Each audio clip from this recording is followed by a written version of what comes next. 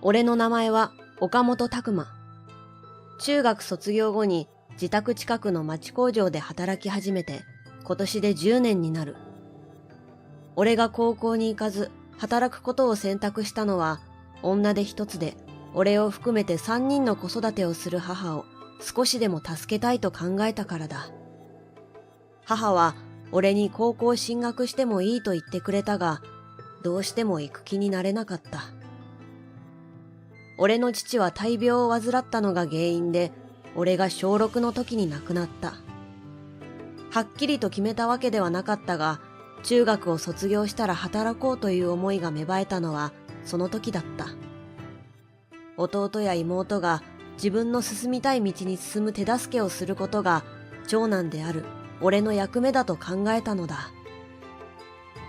俺が勤める工場は段ボールの製造をしている。給料はそこそこだが、最近はネットショッピングの市場が急拡大していることもあり、仕事は相当忙しい。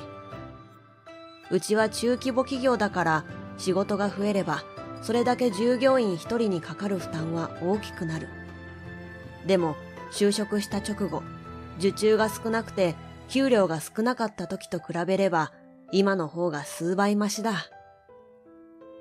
付き合って3年になる真由美との結婚を控えていたから、仕事が忙しくて給料が増える方が俺にとってはありがたかった。結婚式は俺が住んでいた町にあるシティホテルで挙げることにした。白い外観とオーシャンビューの眺めが魅力的なチャペルのバージンロードを歩くことが真由美たっての希望だったからだ。婚礼の担当者から金額を提示された時は思わず息を飲んだ。生まれて初めて目が飛び出るという経験をした。正直言って俺たちには分不相応かなとも感じたが、一生に一度の結婚式だ。真由美の願いを叶えたいと思った。シティホテルを訪れた翌日、俺は上司の元を訪ね、どんどん残業を回してほしい。休日出勤だって進んで引き受けます、と伝えた。真由美と一緒にいられる時間が減ることは事情を説明して納得してもらった。その分、真由美も俺の弁当を作ってくれたり、毎月一定額を貯金してくれたりと、結婚資金作りに協力してくれた。そんな二人の努力の甲斐あって、結婚資金が目標金額に達したのは、結婚を決めて2年ほど経った頃だ。俺たちは婚姻届を出して結婚式場に向かった。結婚式が始まる前、ウェディングドレス姿の真由美を見て控え室を出た直後のことだ。俺は思わず足を止めた。忘れたくても忘れられない屈辱を味合わせた人物がこちらの方に向かって歩いてきたからだ。実はここ数ヶ月、真由美を少しでも楽にしたいと考えた俺は転職したいと考えていくつかの会社に面接を受けていた。結婚式の1ヶ月ほど前のことだ。求人情報を見ていると、ある募集要項が目に留まる。そこには、中途採用の正社員若干名募集、経験不要、やる気のある人材求む、と書かれていた。その会社は、地元の人間なら誰でも知っている地域商社。大学生の就職希望先としても人気が高いことを俺も知っていた。千載一遇のチャンスと考えた俺は迷うことなく願書を提出した。面接会場に到着した俺は圧倒された。さすが地元屈指の企業の採用面接だけあって若干名の募集にもかかわらず多くの人が訪れていたからだ。指定された席に座り、俺は面接が始まるのを待つ。その方法は5人ごとのグループ面接で、俺は最終組だった。面接室に入り、自分の名前を告げて席に着く。次の瞬間から俺はその面接に違和感を感じた。役職が一番上だと思われる面接官の態度が俺たちに敬意のかけらも感じられないくらい横柄だったからだ。あくびはしょっちゅうだし、ため息だって何度もついた。質問の内容は形式的なものばかりで、惰性でやっているとしか感じられない。しかも、俺たちへの問いかけは、お前呼ばわりだった。信じられない対応に、俺は徐々に腹が立ってきた。他の4人もおそらく同じ気持ちだったのだろう。顔は正面を向いて、目線だけを左右に動かすと、必死に怒りを押し殺しているのがわかった。全員の心情を知ってか知らずか、その面接官は思いもしなかった言葉を言い放った。人材本位で選ぶっていう社長の意向で面接したけど、やっぱり疲れるだけで意味なんてなかったな。まったく、社長の思いつきには困ったもんだよ。思わず本音が漏れただけかもしれない。しかし、本気で就職したくて面接に来た人間を前にして、そんなことを口にする面接官の人間性を疑った。こんな人が上司の会社、絶対に就職したくない。その言葉を聞いた瞬間、俺は思った。帰宅してからも、俺は怒りが収まらなかった。その日、まゆみは高校時代の同窓会で帰りが遅くなると聞いていてよかった。聞いていなかったら、俺は帰宅した直後、まゆみに電話していただろう。どんな時でも俺の話を聞いてくれるまゆみのことだ。何も言わずに、俺の一方的な文句に耳を傾けてくれたに違いない。俺は怒りを鎮めることができないまま、早めに布団に潜り込んだ。面接での出来事をまゆみに説明したのは、その翌日。そんな会社、こっちから願い下げよう。俺から説明を聞いたまゆみは、俺以上に怒っていた。おそらくそうすることで、俺がその会社への未練を断ち切れると考えたのだろう。1ヶ月前に嫌な思いをする原因となった面接官が目の前にいる。俺は立ち止まり、視線をそらした。どうか気づかれませんように。そう思いながら壁の方に体を向け、その男性が通り過ぎるのを待つ。しかし、俺の願いは叶わなかった。男性の足が止まったのが雰囲気でわかった。おや？確かお前はあの時の。その男性が俺に声をかける。仕方なく振り向くと男性が言った。やっぱりそうだ。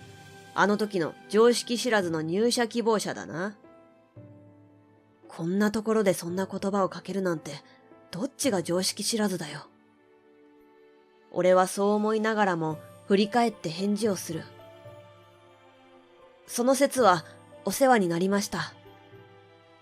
その時、俺は必死に微笑もうとしたが、表情は思い切り引きつっていたと思う。そのまま通り過ぎればいいものを、その男性は俺を上から下まで舐めるように見て語りかけた。その格好からすると、今からここで結婚式を挙げるのか？お前ごときの人間には不釣り合いだよ。そんな常識もわきまえないなんて、やっぱり俺のあの時の判断は正しかったってことだな。お前、終わってるよ。よくそれだけスラスラと人を見下す言葉が出てくるもんだな。普段からよほどひねくれた性格をしているんだろう。あんたの会社の採用落ちて本当に良かったよ。俺は表情に出さないように気をつけながらそう思った。その時だ。たくま、忘れ物。控室から出てきたまゆみが俺に声をかける。どうやら俺は手袋を置き忘れていたようだった。こちら、どちら様？まゆみが尋ねる。俺はまゆみに近づいて小さな声で言った。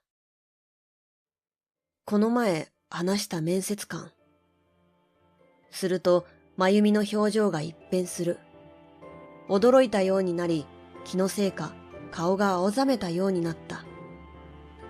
そして真由美はその男性の方へと足を一歩踏み出す。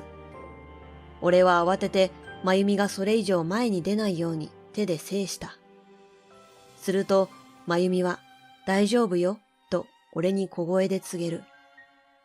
それから男性に向かって真由美が言い放った。ここにいらっしゃるってことは何も知らないのね。お気の毒に。その言葉の意味を俺は飲み込めずにいた。その時だ。鈴木、ここにいたんだ。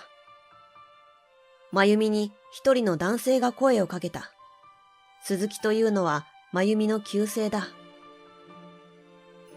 あ、野原くん、ちょうどよかったわ。私の旦那に失礼な態度を取ったのってこの人みたい。真由美がそう言い放つ。俺はますます頭が混乱したが、二人が知り合いであることは分かった。そして俺が面接官の方に目を移すと、その面接官はとんでもなく驚いた表情をしていた。何か言いたそうに口を動かしているが、パクパクしているだけで声を出せないようだ。野原部長、私は。ようやくそこまで言ったが、それ以上は言葉が思い浮かばなかったようだった。この前、弊社の人間が大変失礼な態度を取りましたこと、誠に申し訳ございません。社長になり代わり、お詫び申し上げます。野原さんが俺をまっすぐに見据えて言った。俺は状況がうまく飲み込めずにいると、真由美が説明する。野原くんはね、拓磨が受けた会社の二代目なの。あまりの急展開に俺の頭は混乱した。お、やっと到着したようです。間に合ってよかった。野原さんが窓から見下ろしながら言った。俺たちがいた2階の窓からホテルのエントランスを見ると、続々と高級車が到着するのが見えた。それからしばらくして、さらに俺の頭が混乱する事態が発生する。数人の男性が俺と真由美の前に列をなし、その列の端に野原くんが加わった。そして一番左端にいた男性が言ったのだ。全員揃うのに時間がかかってしまい申し訳ございません。そして全員が俺に向かって頭を下げた。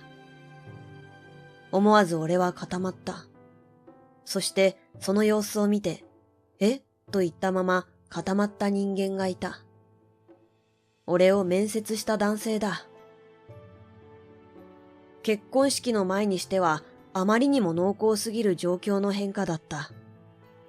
俺に謝った男性を俺は知っていた。だってその人は俺が面接を落とされた会社の社長だったのだから。つまり野原さんの父親ということになる。弊社の田所があなたに不遜な態度を取ったことは息子から聞きました。弊社としては役員が揃ってお詫びの姿勢を示さなければならないと判断しました。私の息子と同じ日に同じ場所で結婚式を挙げられることを知りましたので、結婚式前の忙しい時間に失礼とは思いましたが、こうしてお詫びの気持ちを示させていただきました。さすが一代で地元屈指の優良企業にした社長だ。野原さんの父親はさすがと思わせる落ち着いた振る舞いをした。俺は思わず言っていた。私のような能力のない人間が就職できるような会社ではなかったと思っています。お気になさらないでください。すると野原さんが言った。新婚旅行からお帰りになられたらご連絡をください。改めて説明するお時間をいただけないでしょうか。結婚式から10日後、俺は野原さんの元を訪ねた。野原さんからすべての説明を聞いた俺はすっきりした気分になった。面接官から見下すような態度を取られて思った、こんな会社就職したくないという考えもすっかり失せた。正社員の中途採用を社長に進言したのは野原さんだったそうだ。人事部長に就任した最初の仕事として多様な人材を採用することが会社に新しい刺激を与え、成長の源泉になると考えたからだそうだ。当初はすべての就職希望者の面接を野原さんが担当するつもりだったらしい。しかし、思った以上に反響が大きく、やむなく2班に分けて面接を行った。1班の面接の責任者は野原さん。もう1班の面接の責任者は、俺を担当した田所という面接官だった。野原さんは田所さんから該当者なしという報告を受けた。野原さんはその報告を信じたそうだ。その場に居合わせた他の人間にも確認を取るべきだったと反省しています。野原さんはそう言って再び俺に頭を下げた。田所さんのひどい対応を野原さんが知ったのは、その日に行われた高校時代の同窓会で、真由美から私の夫が今日面接を受けたと聞いたから。思わず野原さんが名前を確認すると、自分が担当した班の中に俺の名前はなかった。ただ、田所さんから該当者なしと聞いていたので、その言葉を信じるしかなかったそうだ。田所さんが担当した面接者にはお詫びの文書を送付し、希望者は改めて面接をすることを伝えると教えてくれた。じゃあ、なんで結婚式まで面接官に黙ってたんですか？一通り話を聞いた俺は浮かんだ率直な疑問をぶつけた。自分の一挙手一投足が会社のイメージの向上にも低下にもつながることを改めて田所に伝えるためです。野原さんは説明した。野原さん曰く、田所は仕事ができる人間ですが、相手の立場に立って物事を考える能力が欠如していたそうだ。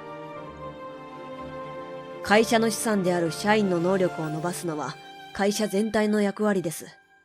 すべての役員があの場でお詫びすることで、自分の軽率な行動がどういう結果を招くのか気づいて欲しかったのです。実際あの後、田所は心を入れ替えたように業務に励んでいます。田所さんの変化が嬉しかったのだろうか。野原さんは目を細めた。そして再び俺をまっすぐに見据えていった。当社の再面接をぜひともお受けいただきたいと思っています。俺はゆっくりとうなずいた。帰宅した俺は野原さんとのやりとりを真由美に報告した。